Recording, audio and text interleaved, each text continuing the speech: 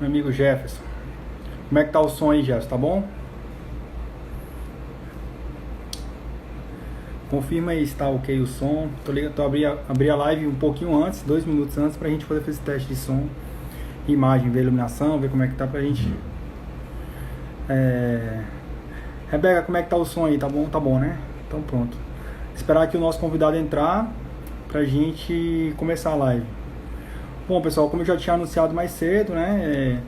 Tô trazendo um médico que está na linha de frente do Covid, o médico Alessandro Loyola, do Rio de Janeiro.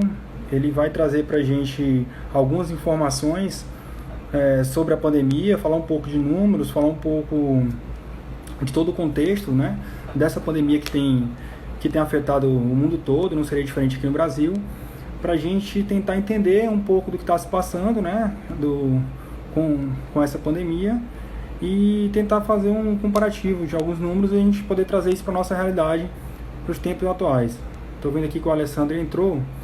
Alessandro, aí na hora que você solicitar a participação, a gente aceita aqui e você já entra na transmissão.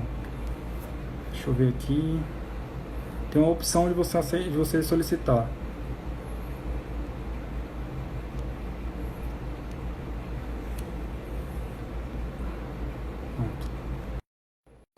Já adicionei aqui. Estou adicionando aqui o nosso convidado, viu, pessoal? 2 segundinhos, ele acabou de entrar aqui na transmissão. Opa! Alessandro, tudo bem? Boa noite. Tudo bom? Vamos ver como é que fica menos ruim a luz aqui, peraí. Como é que fica menos ruim? Não, tá boa. Comparada com a minha, tá ótimo. Só um minutinho, peraí, só um instantinho.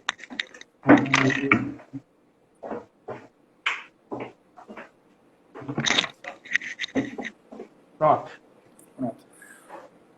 Bom, Alessandro, primeiramente agradecer a sua disponibilidade de estar vindo aqui debater com a gente online, trazer esse tema tão polêmico, né? Covid. Fala sério, Daniel. Uma honra, cara. E tentar trazer à luz da realidade os números, os fatos, para que a gente possa formar um pouco mais a população de números verdadeiros e não só aqueles que a gente tem costumemente informado na grande mídia tradicional. E nada melhor do que você. Você foi uma das pessoas que, pelo menos eu que acompanho muito a internet, você foi uma das pessoas que primeiro trouxe aquele vídeo, fez aquele vídeo bem polêmico, né? Que você, bem no começo da pandemia, não tinha nem chegado no Brasil, você já fazia aqueles comparativos com outras doenças. E isso para mim, assim, eu fui uma das pessoas que fiquei meio cético, olhei aquele vídeo e falei assim, pô, será que o Alessandro aí tem razão? E aí o tempo foi passando e agora a gente está começando a ver que realmente, de fato, é um problema sério. A gente não pode menosprezar as pessoas que estão sofrendo por conta disso. Eu também tive um problema recente com minha mãe e todo mundo que passa pelo Covid fica muito abalado emocionalmente, mas quando se fala em ciência, quando se fala em razão, a gente tem que tentar trazer à luz da razão os números, porque não dá para a gente ficar analisando isso só do ponto emocional, porque não vai trazer um ganho de uma análise que seja favorável para poder entender. E a gente dou a palavra para você que é mestre no assunto aí, para a gente poder bater esse papo, falar um pouco aí do coronavírus, dos números, a pandemia.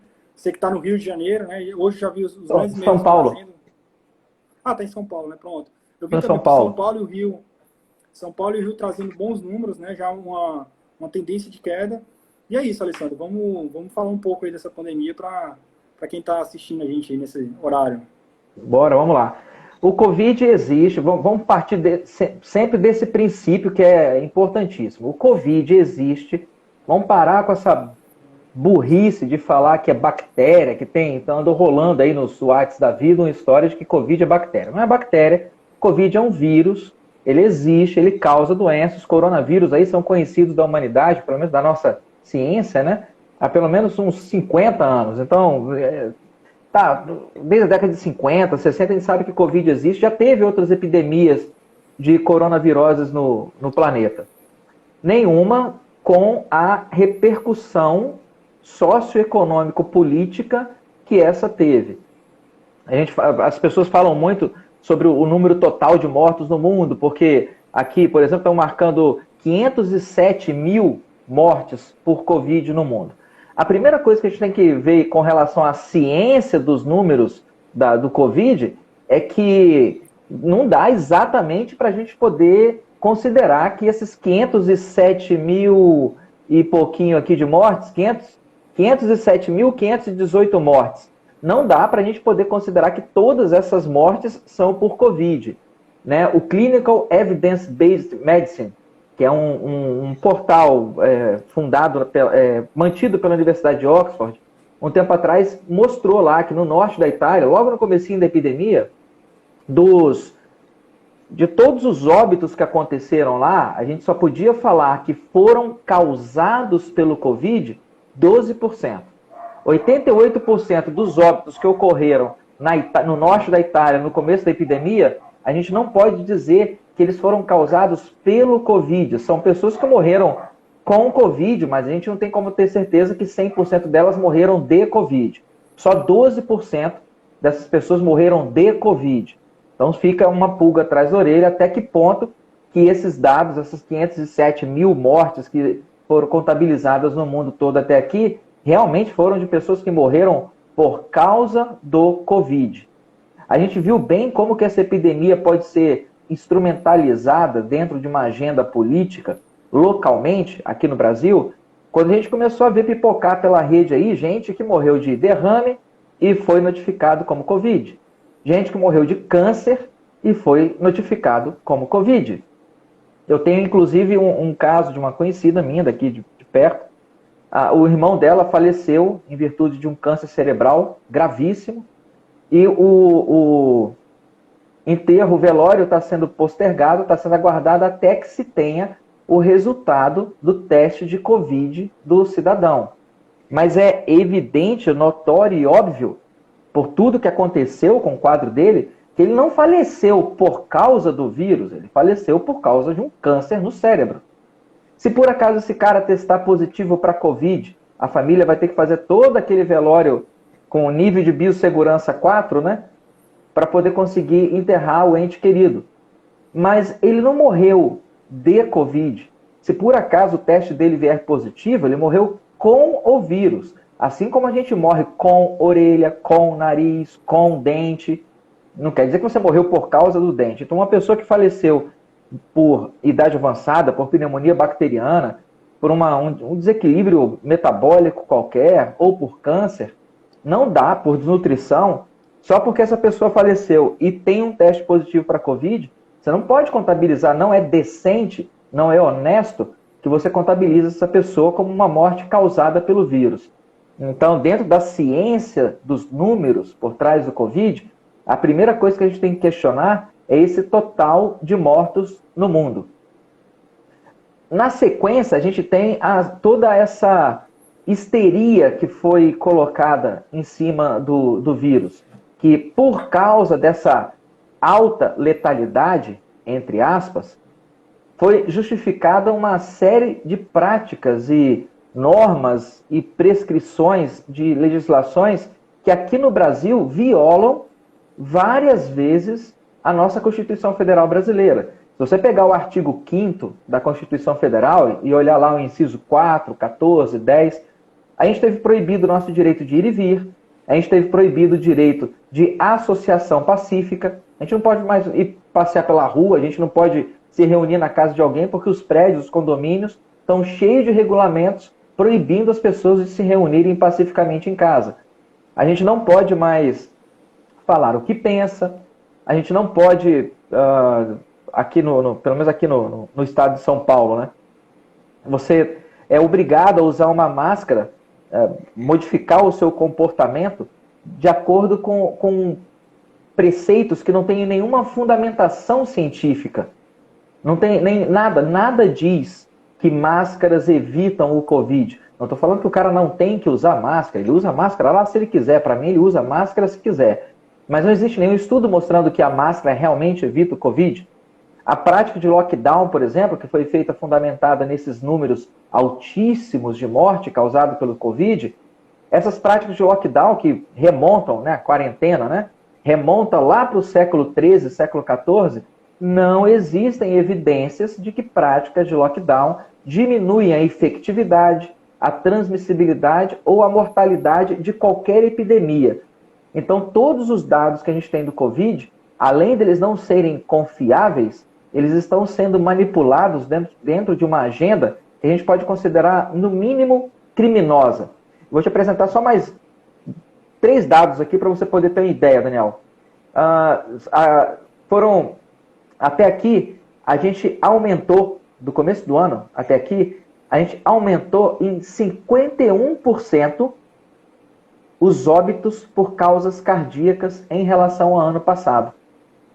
Será que isso não é causado por causa do estresse induzido pelo Covid? Do começo do ano até aqui, a gente realizou 70% a menos de cirurgias oncológicas, cirurgias relacionadas ao câncer.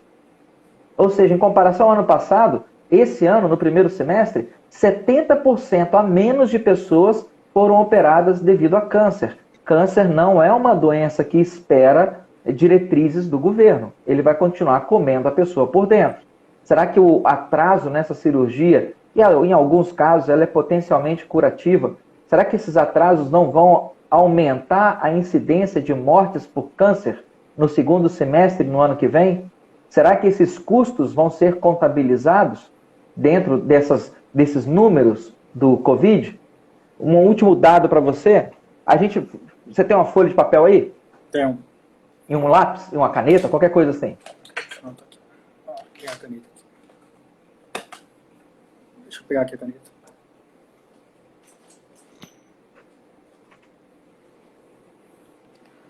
Pronto. Vamos pensar que você tem na sua frente, escreve o número 100. Você tem 100 pessoas com Covid, que têm o vírus. Essas pessoas têm o vírus, certo? Ok? Ok. 80% não vai ter nenhum sintoma. São pacientes que vão ser portadores sãos ou vão ser tão oligoassintomáticos. O cara vai ter uma dorzinha de cabeça, vai achar que está com febre, vai ter um desconforto na garganta, uma congestão nasal.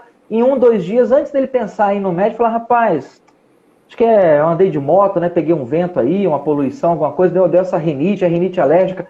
Antes que ele possa pensar em ir no médico, o quadro dele já desapareceu. Ok? 80%. Isso acontece com 80% das pessoas. Elas são óligo ou assintomáticas. Sobram 20% das pessoas que são sintomáticas. Certo? Certo. Dessas 20 pessoas que sobraram, 95% delas, dessas 20, vão se curar com medidas caseiras. Vão tomar um remédio, um Tilenol, de repente vai conversar com alguém da família que é médico ou enfermeiro, a pessoa vai dar uma dica lá de alguma coisa que ela pode fazer, e aquelas medidas paliativas não específicas para o vírus vão resolver o quadro dela. A gente nunca, Daniel, nunca pode menosprezar o nosso sistema imunológico. A vida surgiu nesse planeta há mais ou menos 1 bilhão de anos. Nossa espécie surgiu nesse planeta há uns 300 mil anos. Quando a nossa espécie surgiu, já tinha fungo, bactéria, prion, Acinetobacter, já tinha tudo por aí. Quando nós surgimos, nós fomos submetidos ao escrutínio dessa população de micro-organismos que já havia aqui.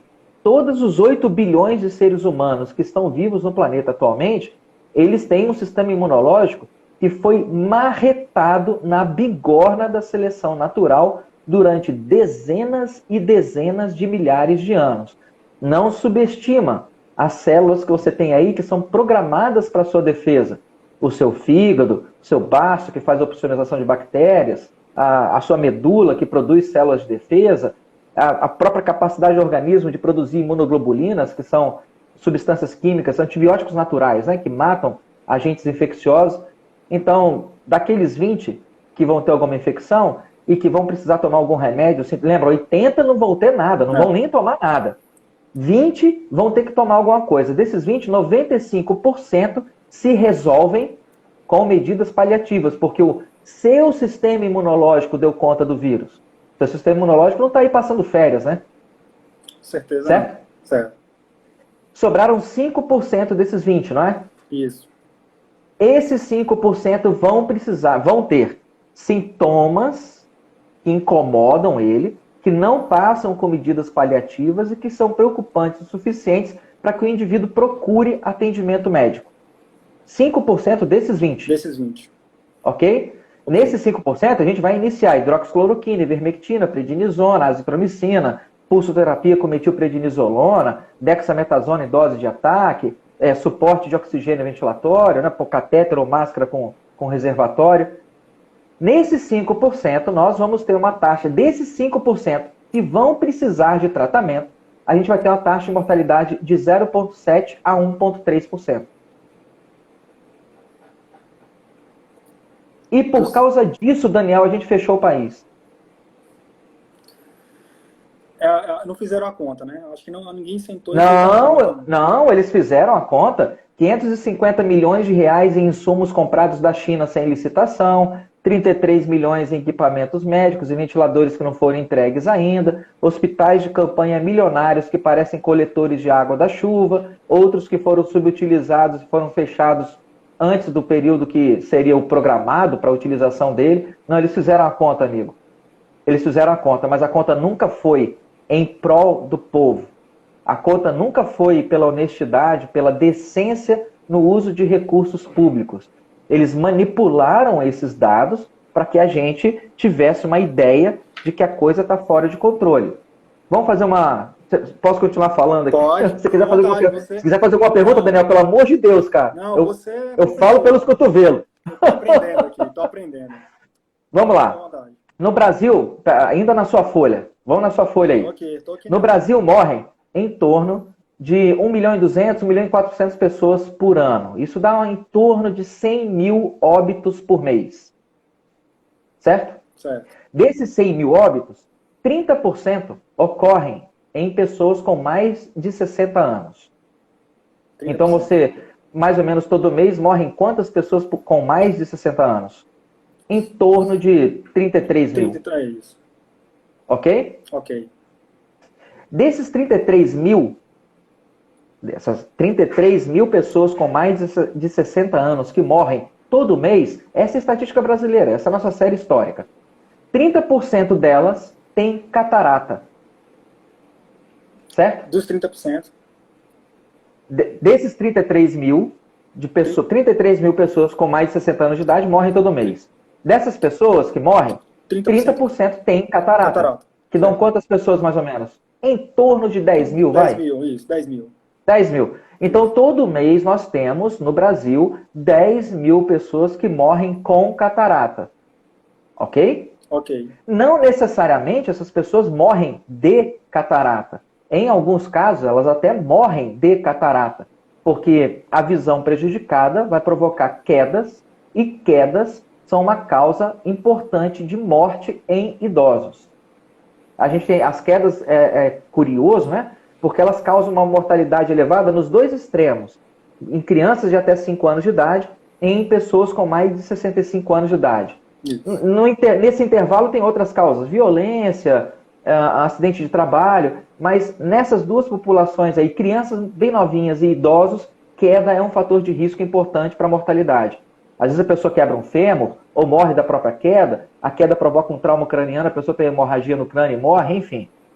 Então, 30%, 10 mil pessoas que morrem de catarata todo mês no Brasil, a gente poderia começar os jornais poderiam começar a noticiar que a gente está vivendo uma epidemia de catarata.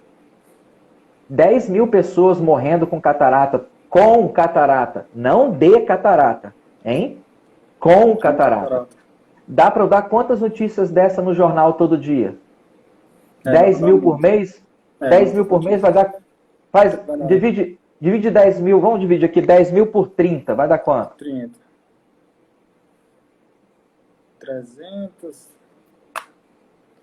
330 notícias, né? Divide por 24. Você quer fazer calculadora agora, 330, 24? Peraí. Eu tô aqui. Ó, tá aqui na minha mão, peraí. Vai me ajudar aí, na calculadora. Não, faço aqui agora, ó, rapidinho. 15. Antes de você pegar a sua, eu já tô com a minha na mão aqui. 15, né? Mais ou menos. Então a gente tem 10 mil dividido por 30, dividido por 24. Significa que mais ou menos, 14 pessoas com mais de 60 anos de idade morrem com catarata por hora. Por hora. 14 pessoas no Brasil com mais de 60 anos de idade morrem por hora. 14 por hora com catarata.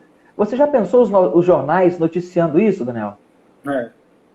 Idosa é enterrada com catarata. Mais um idoso morre com câncer e catarata. Se eu quiser começar a colocar catarata como causa-morte desse pessoal, ele morreu de pressão alta. Morreu de pressão alta porque ele tinha catarata, não enxergou o remédio, não tomou o remédio.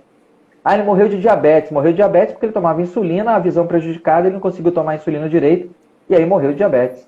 Ele morreu de câncer. Não, ele morreu de catarata, porque o câncer impediu que ele enxergasse o número do Uber no celular, e ele faltou a consulta dele com o oncologista, o câncer avançou, ele morreu.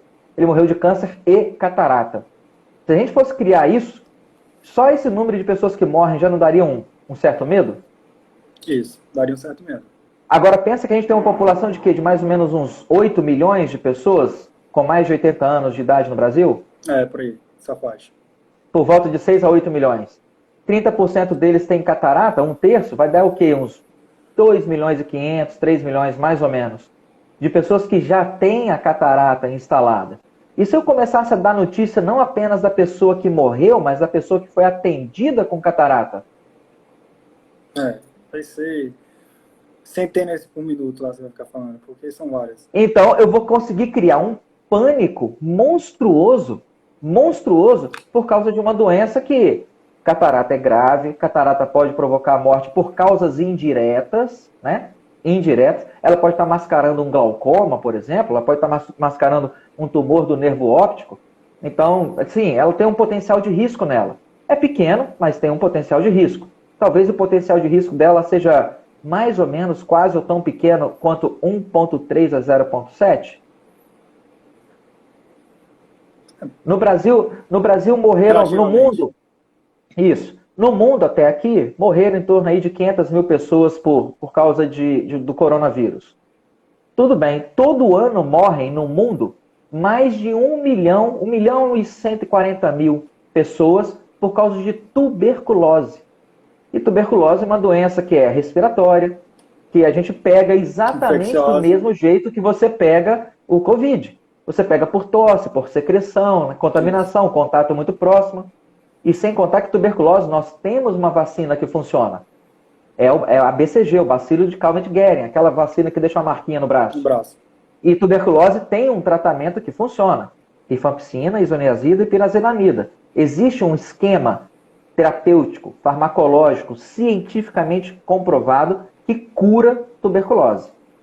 Então vamos lá, tuberculose é uma doença que tem o mesmo jeito de transmissão, os mesmos sintomas, já tem uma vacina, já tem tratamento medicamentoso, a gente já sabe como faz o diagnóstico e mesmo assim ela mata todo ano o dobro do que o Covid matou até aqui. O Covid que não tem vacina, que a gente não sabe dar o diagnóstico direito ainda, que a gente não tem um remédio, agora tem, né? Hidroxicloroquina, azitromicina, mas até então a gente não tinha. Uma doença completamente nova dessa, deve estar matando aí, vai acabar no final, até o final do ano, deve estar matando mais ou menos o quê? Metade do que mata a tuberculose no planeta inteiro? A gente já fechou algum lugar por causa de tuberculose? Não. O Covid matou 507 mil pessoas no mundo, certo? Até agora. Ok? Ok. Por ano, 650 mil pessoas cometem suicídio. Eu vi hospitais de campanha por causa do Covid, eu vi grandes mobilizações populares, eu vi verbas saindo do governo a rodo, assim, como se fosse troco de bala, para poder enfrentar o Covid, que matou no mundo 500 mil pessoas. E o suicídio, que mata 650 mil? Eu não vi nenhuma epidemia de contratação de psicólogo, psiquiatra, agentes comunitários de saúde ou assistentes sociais recebendo treinamento e sendo contratados em volumes maiores para detectar as pessoas que sofrem de algum tipo de depressão e estão em risco de suicídio.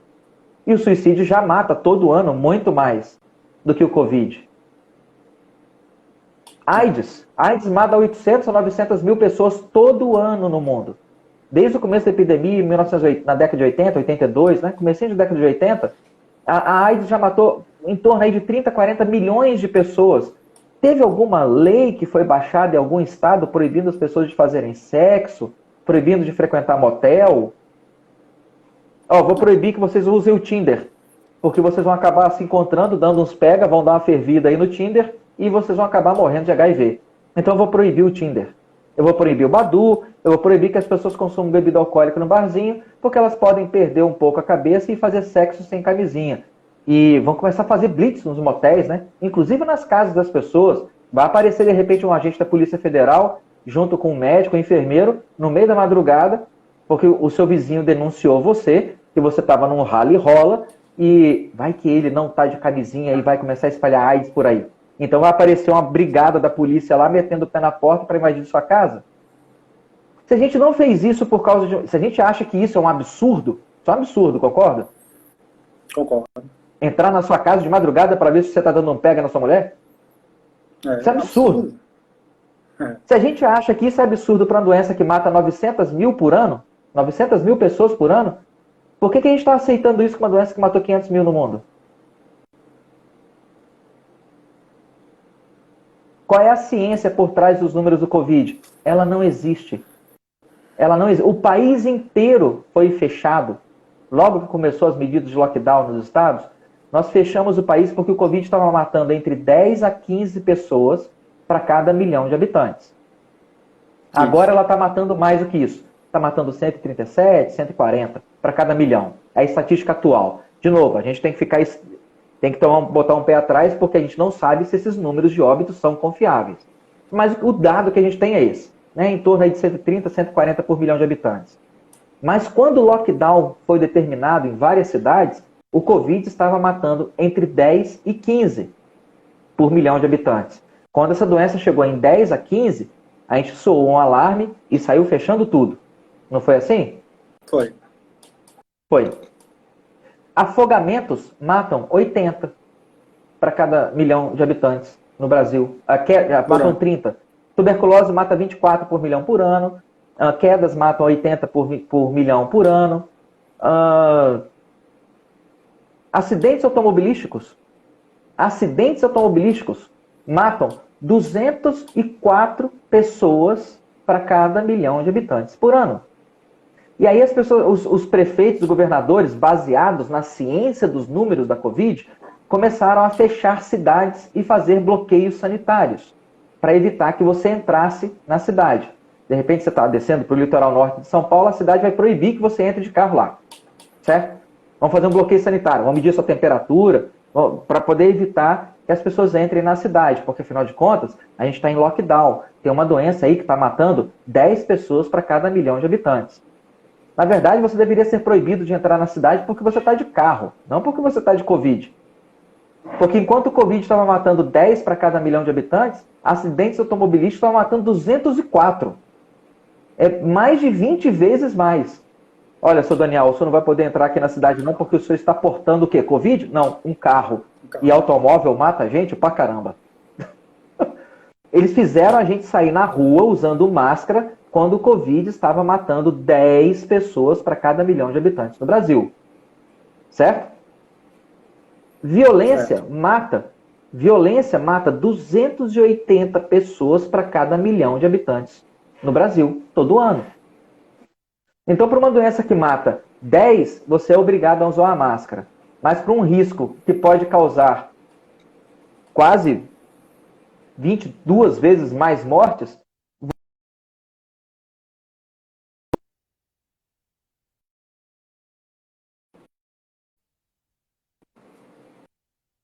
pensa, 10 mortes para cada milhão, você é obrigado a usar uma máscara.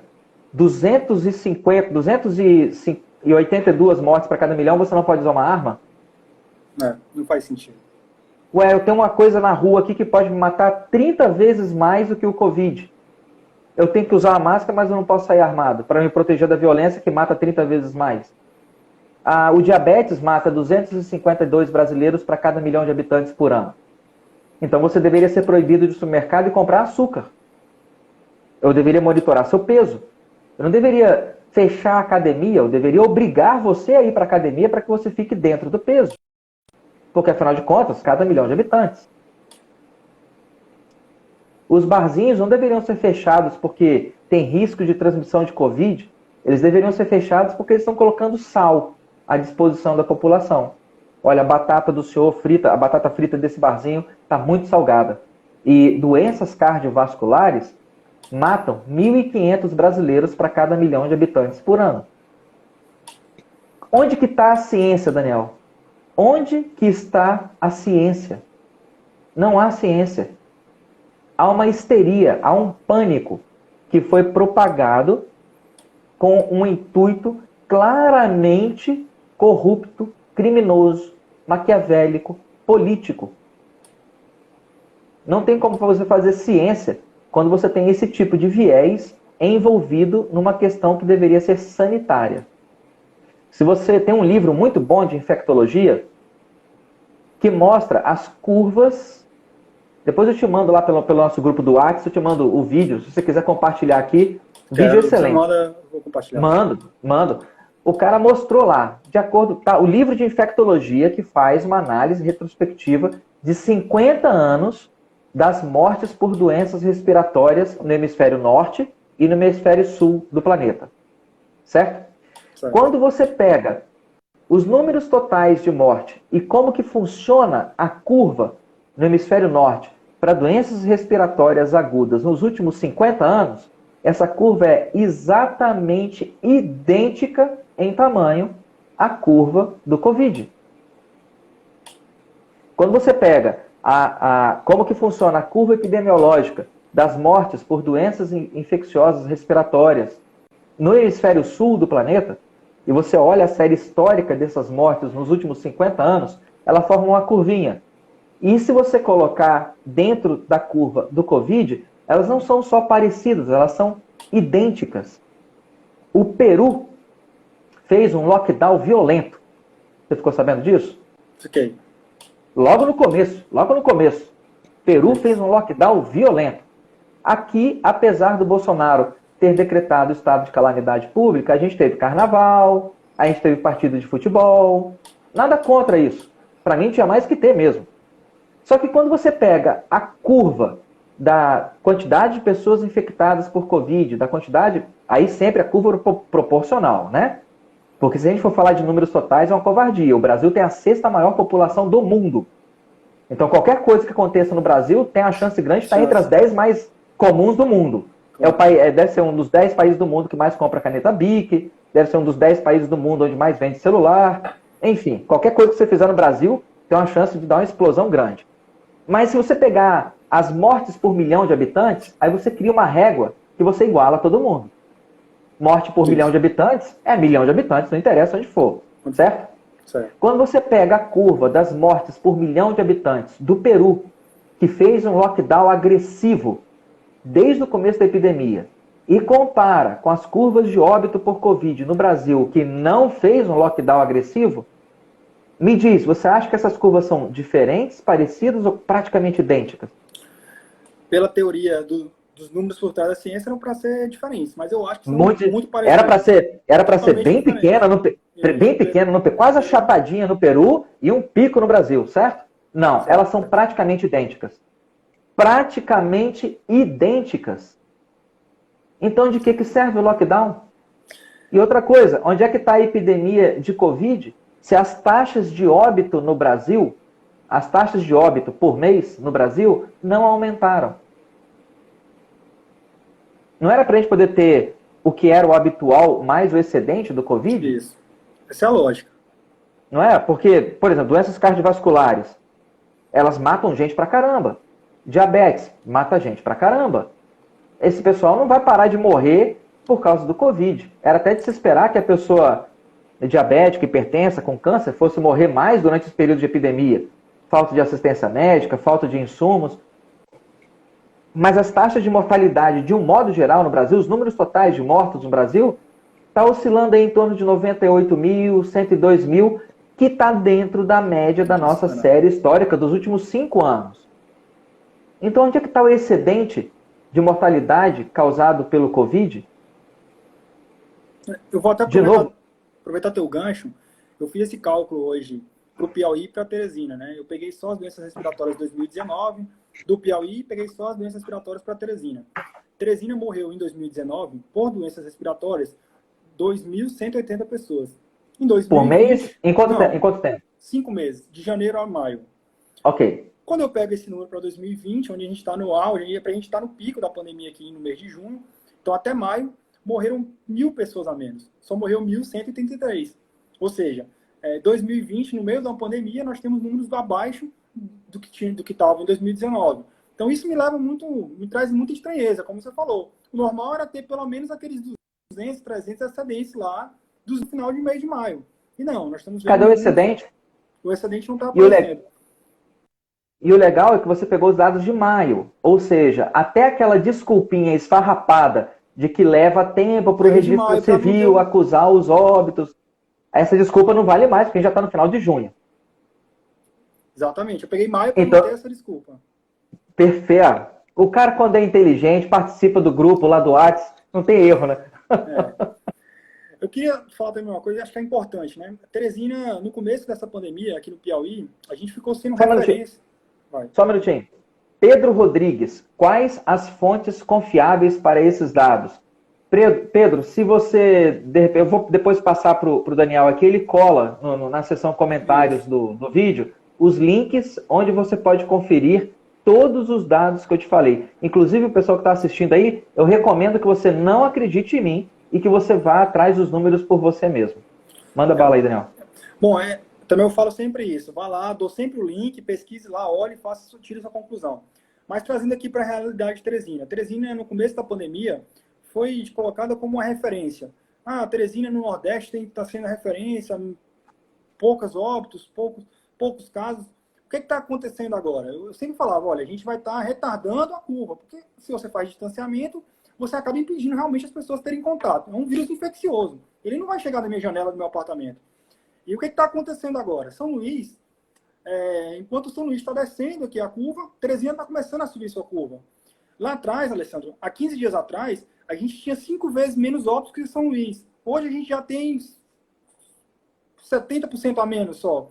Então essa diferença já está bem próxima. Muito provavelmente, quando você coloca por milhão, porque não faz sentido você pegar cidades com tamanho diferente. Se eu pegar no Nordeste, Natal e Teresina, que tem populações semelhantes, por volta de 850 mil pessoas, a taxa está muito parecida. Os óbitos diários são muito parecidos, né? E assim, aí eu vou para o outro extremo. Vamos Natal, Teresina, São Luís, Fortaleza, todos fizeram essa quarentena, esse distanciamento. Quando a gente vem aqui para o Centro-Oeste, vamos pegar uma cidade, outra capital, que tem população parecida. Aí eu vou lá para o Mato Grosso do Sul e pego o Campo Grande. Campo Grande praticamente não morreu ninguém. E lá o shopping está aberto, comércio aberto, ruas abertas, me causa estranheza. Eu falo, poxa, a gente está fechando tudo aqui, essa semana estão falando de lockdown, e quando eu pego cidades com o mesmo tamanho da gente, mesmo porte, demografia parecida, o nosso clima é parecido no Brasil, não tem muita diferença climática. Nosso período chuvoso é parecido, não tem essa variação tão grande. E você chega para outra cidade, tá tudo normal lá e pouca gente morrendo de Covid. Então isso também causa muita estranheza. No Brasil, as cidades que tiveram mais rigor, é onde apareceram os números maiores. Isso me causa muita estranheza. Como você falou, no final do ano de 2020 vai ser muito bom comparar números. Para a gente ver, quantas pessoas morreram por câncer, quantas morreram por doenças cardíacas, quantas de fato morreram por Covid. Porque não faz sentido o que a gente está discutindo como se fosse uma doença que ia dizimar a população. A gente chegou a estar num estágio de pânico terrível. Então é isso que eu sempre fico me perguntando. E é bom trazer à luz a discussão esses números, por mais que os números sejam dolorosos, por mais que a população não goste de ouvir números. Infelizmente, a gente acaba em grupo de família, de amigos, as pessoas que perderam um ente querido por uma doença, se chateia, acha que não tem sensibilidade. Mas por trás da sensibilidade, a gente quer trazer a luz da razão, não é a luz da emoção. Apesar de eu me sensibilizo. Minha mãe teve Covid há 3 semanas atrás. Minha mãe é obesa, alto grau de obesidade, 60 anos de idade, hipertensa, venceu o Covid. Quando ela pegou, eu também fiquei aflito. Mas aí que eu vou ficar desesperado? Não, eu fui atrás de ler, entender o que era a doença, que tipo de tratamento ela tinha que fazer, e graças a Deus ela saiu. Eu acho que é isso que eu tento passar para as pessoas. O Covid tem cura. A mortalidade é pequena, não é tão alta. Se você não entender isso, se você se retrancar dentro de um quarto e achar que vai morrer de Covid, você vai morrer, mas não é só de Covid, de depressão, de ansiedade. Vamos lá. Março, abril, não quero diminuir o fato de que o vírus existe, a doença existe, ela tem que ser tratada, como qualquer doença, né? Como qualquer doença. Não vamos diminuir isso. Não vamos diminuir o sofrimento das pessoas que perderam entes queridos ou amigos, enfim, né? Para a doença. Mas vamos fazer um cálculo bem racional, bem simples. Eu tenho familiares que estão quarentenados em casa desde março. Você tem ideia? Minha mãe também pegou Covid. Eu acho que eu peguei, não sei nem se eu peguei esse troço. Eu tive uma gripe aí no final de março, que eu acho que foi essa porcaria de Covid. Mas enfim, vamos lá. Eu estou em março, abril, maio e junho. Praticamente junho está no final, certo? Certo. Março, abril, maio e junho. 4 meses? 4 meses? Há 4 meses eu faço pelo menos 36 horas, tudo bem, provas testemunhais são consideradas evidências anedóticas em termos de ciência. Mas como o ser humano é uma caixa de ressonância hiperemocional, às vezes você dar a sua prova testemunhal é melhor do que citar um monte de número. Então tem 4 meses e 36 horas. 4 meses são quantas semanas? 12 semanas. Isso. Em torno, 16. 16. Em torno de 16 semanas. Nas últimas 16 semanas, eu tenho passado 36 horas por semana trancado em salas de emergência onde eu só atendo Covid. Minhas 36 horas de plantão por semana são em salas de emergência de unidades especializadas em urgência respiratória. Eu sou o cara lá que entuba, que coloca no ventilador mecânico, que dá o remédio, que pega acesso venoso central para poder dar noradrenalina porque o cara está entrando em choque. Eu faço isso. Esse é meu trabalho. Eu faço isso 36 horas toda semana nas últimas 16 semanas. Eu já devo ter morrido umas 6 vezes, né, Daniel? É. Não, peraí, eu tô aqui fazendo live. Se depender da mídia, eu acho que você já tinha morrido várias vezes, né? O que a mídia fez foi um crime, no sentido de que forçou algumas pessoas que poderiam ter sido salvas a ficarem em casa esperando tempo demais para procurar assistência médica. O tratamento do Covid, ele funciona igualzinho um paraquedas, Daniel. É a mesma coisa de um paraquedas. Vamos imaginar aí que você vai saltar de um avião, vai saltar de um avião a 5.000 metros de altitude, certo? Não sei se já fez queda livre, alguma coisa assim. Certo. Você faz uns 40 segundos de queda livre, 45 segundos de queda livre, quando você está mais ou menos 1.500, 1.600 metros de altitude, você abre o paraquedas, certo? Certo. Se você saltar de 5.000 metros de altitude e você abrir o paraquedas a 1 metro do chão, você vai estar mais ou menos uns 250 km por hora, ou mais. Se você esperar e quando você estiver a 250 km por hora, a 1 metro do chão, você abrir seu paraquedas, você acha que ele vai funcionar? Já era. E se nós fizéssemos um estudo e pegássemos 100 pessoas, jogássemos elas de cima de um avião e a 1 metro do chão eu abrisse o paraquedas dessas 100 pessoas, quantas iam sobreviver? Nenhuma. Conclusão do estudo, o paraquedas não funciona. Rapaz. Amigão, você abrindo a 1 metro do chão, caindo a 250 km por hora, nem aqueles colchão inflável lá, com uma reza forte, não vai te salvar. A chance é que você vai morrer mesmo. O tratamento para o Covid é exatamente a mesma coisa. O ideal é que ele seja iniciado entre o 1º e o 3º dia.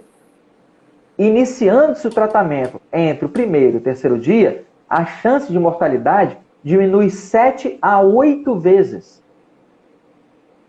Ou seja, se, pelo menos no Brasil, se não tivesse havido esse lockdown criminoso, se a mídia tivesse falado assim, olha, procura atendimento. Sabe, a gente da área de saúde ia dar um jeito, contrata mais gente, cria sistema de fluxo, protocolo, abre tenda, aí tudo bem. Vamos fazer uma triagem desse pessoal e verificar. Ninguém vai vir com estrela na testa, mas você criando critérios objetivos, você vai conseguir identificar no meio dessa população imensa aqueles que têm o maior risco de morrer pela doença e em quem você tem que iniciar o tratamento precoce. Se você tivesse feito isso, ao invés de mandar hashtag fique em casa, pode falar palavrão aqui, Daniel? Pode, já passou do horário. Hashtag fique em casa, teu cu, enfia isso na bunda. Teu frouxo do caralho. Hashtag fique em casa. vai lá e procure atendimento médico. Se você for diagnosticado como um caso suspeito, tome os remédios. Faça isso o mais cedo possível, porque é isso que garante uma alta taxa de sobrevida. Não vai ficar em casa trancado uma semana tossindo com falta de ar, com dor de cabeça, com febre. Não, mas eu não vou sair não, e se for Covid? Seu trouxa, você está chegando a 1 metro do chão, aí você vai querer puxar o paraquedas? Não funciona assim. Mas o tratamento mostrou que ele é eficaz sim. Aqui em São Paulo, para você ter uma ideia, no estado de São Paulo, o governo comprou 550 milhões de reais de insumos médicos da China. O tratamento com hidroxicloroquina, comprado no balcão da farmácia, você gasta 6 comprimidos de hidroxicloroquina para se tratar. A caixa de 30 comprimidos custava R$60 no balcão da farmácia. Então, mais ou menos, 6 comprimidos, R$60 a caixa com 30, cada comprimido sai por R$2, o tratamento completo daria R$12. Bate até aí? Bate. 550 milhões de reais foram comprados em insumos da China pelo Estado, pelo governo de São Paulo. Touca, capote, luva, né, respiradores, aparelhos de emergência. 550 milhões de reais foram comprados de insumos da China sem licitação. Se você fizer a conta que R$12 é um tratamento de hidroxicloroquina completo, 550 milhões de reais correspondem a 45 milhões de tratamentos completos de hidroxicloroquina. Essa é praticamente a população do estado de São Paulo. Isso. É melhor você comprar o paraquedas que abre a 5.000 metros, ou você vai deixar para poder comprar o paraquedas, gastar 550 milhões para comprar o paraquedas que abre a 1 metro do chão. Quantos neurônios o sujeito precisa ter para fazer esse raciocínio? Meio? Absurdo. Perguntaram aqui sobre o protocolo, Fernando Silva perguntou sobre o protocolo de ivermectina. Isso. Um comprimido de 6 miligramas por dia durante 5 dias. Para cada... A ivermectina... Ivermectina para cada... Um comprimido... aqui eles estão dando... Estou considerando... Isso. Eu estou considerando o adulto usual 50 a 70 quilos. Certo? Isso. Aqui é para ivermectina... Você não vai poder usar em crianças muito pequenininhas, né? Por causa do peso. Não é um remédio que você pode usar em gestantes. Hidroxicloroquina você pode usar em gestantes. Então, a ivermectina é um bom remédio. Um comprimido para uma pessoa de peso normal, tranquilo, 60, 70 quilos, um comprimido de 6 miligramas por dia durante 5 dias consecutivos. Vale a pena passar pelo médico para poder ver se a conta está realmente de acordo com o seu peso e se, de repente, você é um caso simples, vamos dizer, atendi um paciente no pronto atendimento que com todos os sintomas positivos. E eu não tenho acesso a muita coisa, mas eu tenho uma tomografia. Fiz uma tomografia, o cara veio com menos de 10% do pulmão acometido. Tem um padrãozinho na tomografia que chama vidro fosco. Isso. Que é muito é o padrão típico, clássico do coronavírus. O cara veio lá com menos de 10% de vidro fosco. Não teve febre, não está com tanta falta de ar assim. Teve febre anteontem, mas hoje não. Está com um pouco de desconforto na garganta, está com uma dor de cabeça que não passa. Esse cara é um cara que eu posso tratar ele com ivermectina em casa. Sempre orientando o quê? Se houver piora dos sintomas, procure atendimento médico de novo, porque pode ser necessário aumentar o tratamento. 25%, 50% de acometimento pulmonar e você está com o estado geral mais ou menos bem preservado, ivermectina, azitromicina, hidroxicloroquina, trata em casa. 50% ou mais e você está meio quebradão, você vai fazer esse tratamento internado. 3 dias, 5 dias, o que for. Então, assim, a avaliação médica precoce é ideal para que você faça o tratamento correto o mais cedo possível e oriente o paciente que, se acontecer isso, você volta aqui. Você volta aqui. Não fica esperando você ficar sem fôlego para tudo, não. Você escovou o dente, cansou mais do que o normal? Volta no médico. Tomou um banho lá, foi lavar o cabelo. Não gosto de falar lavar o cabelo, não, que para mim é bullying. O papo de lavar o cabelo, para mim, é bullying. Mas você foi lavar o cabelo, foi tomar banho, desceu a escada para poder ir até o banheiro e você se sentiu um pouco mais cansado do que o normal, volte e procure atendimento médico de novo, que pode ser que o quadro aumentou um pouquinho.